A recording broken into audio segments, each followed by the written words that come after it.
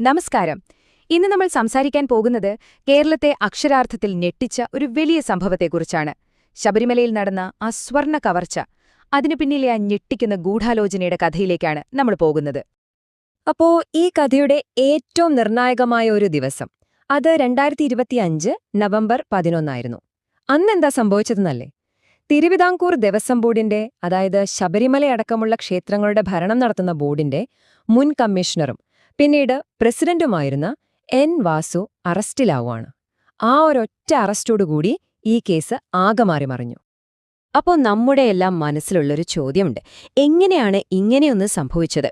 വെറുമൊരു ക്ഷേത്ര നവീകരണത്തിന്റെ പേരിൽ, അതും കോടിക്കണക്കിന് ആളുകളുടെ വിശ്വാസകേന്ദ്രമായ ശബരിമലയിൽ ഇത്രയും ശക്തരായ നേതാക്കൾ ഉൾപ്പെട്ട ഒരു കൊള്ള നടന്നതെങ്ങനെ?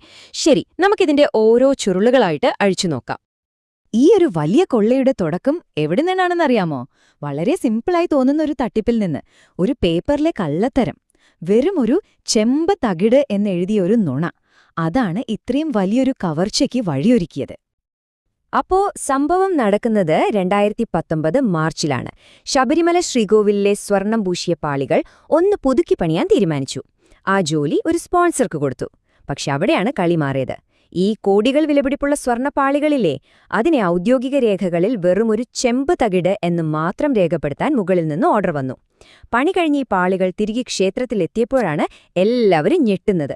വലിയ അളവിൽ സ്വർണം കാണാനില്ല. അപ്പോ എങ്ങനെയാണ് ഈ സ്വർണം അപ്രത്യക്ഷമായത്?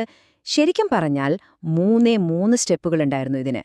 ഒന്ന്, സ്വർണം പൂശിയ ആ പാളികൾ ചെന്നൈയിൽ കൊണ്ടുപോയി പണി ചെയ്യാൻ സ്പോൺസർക്ക് കൈമാറി. 2, ഇതാണ് ഏറ്റവും ക്രൂഷ്യൽ.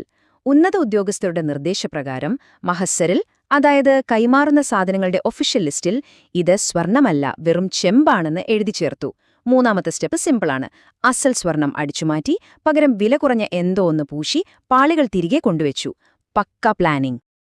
എത്ര സ്വർണം പോയി എന്നറിയണോ? കേട്ടാ നമ്മൾ ഞെട്ടിപ്പോകും. 4.5 കിലോ. ഒഫീഷ്യലായി സ്ഥിരീകരിച്ച കണക്കാണിത്. 4.5 കിലോ സ്വർണം.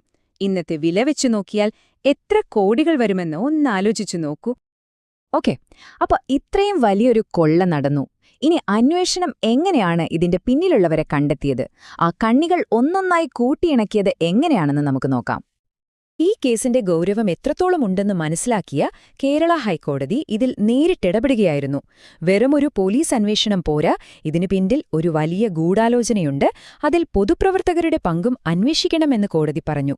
അതിനായി ക്രൈംബ്രാഞ്ചിന്റെ ഒരു പ്രത്യേക അന്വേഷണ സംഘത്തെ, അതായത് ഒരു SIT തന്നെ രൂപീകരിച്ചു. ആദ്യം അന്വേഷണ സംഘം ഫോക്കസ് ചെയ്തത് ആ